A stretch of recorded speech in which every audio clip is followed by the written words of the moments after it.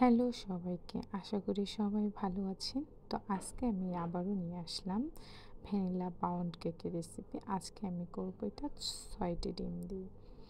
তো প্রথমে এখানে দেখেন ডিমটা আমি একসাথে করে নিয়েছি ৬টি। এখানে ডিমের সাদা অংশ আমি আলাদা করব না।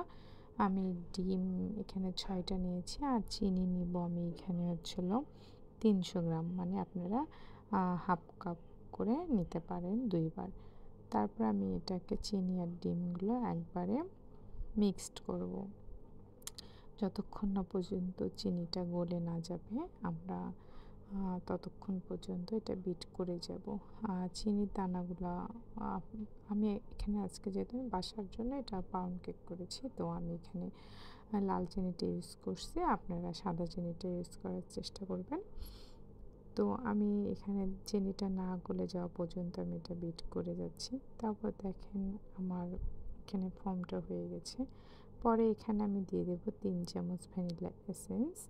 তারপরে দিয়ে দেব তেল। তেল আপনারা আমি নিয়েছি এখানে ২১০ গ্রাম, মানে ১ কাপ বা ১ কাপের একটু বেশি আপনারা পরিমাপ মতো দিয়ে দিবেন।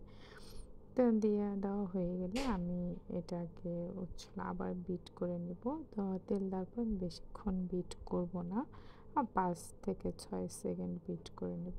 দেখেন আমার ফোমিং কতটা হয়ে গেছে। তো এইভাবে আমরা এটাকে বিট করে নেব। তারপর আমি আগে থেকে শুকনো উপকরণগুলো রেডি করে নিয়েছি। আমি ময়দা নিয়েছিলাম এখানে ২৭০ গ্রাম, মানে ২ কাপ। আর গুঁড়া দুধ নিয়েছি ১৫ গ্রাম। আর বেকিং পাউডার নিয়েছি ৩-৪ চামচ। আপনারা একটু বাড়িয়ে কমিয়ে দিয়ে দেবেন আপনাদের পরিমাণ মতো। তো শুকনো উপকরণগুলো আমি একসাথে মিক্সড করে আগে থেকে করে রেখেছি। তো এখন আমি যে এখানে অল্প করে দিয়ে দিচ্ছি, চেলে নিয়েছি, নিয়ে স্প্যাচুলার মাধ্যমে আমি এটা আলতো হাতে করব। তো এখানে ডিমের ফোমটা বসে গেলেও কোনো সমস্যা নেই পাউন্ড কেকে। তারপর আমি এটা আলতোভাবে করার ট্রাই করতেছি।